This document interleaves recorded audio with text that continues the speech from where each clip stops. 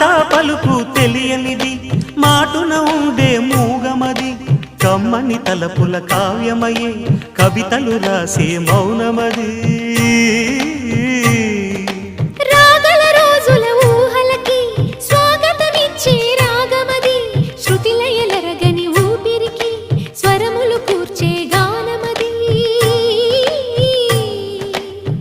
ఋతువుల రంగులు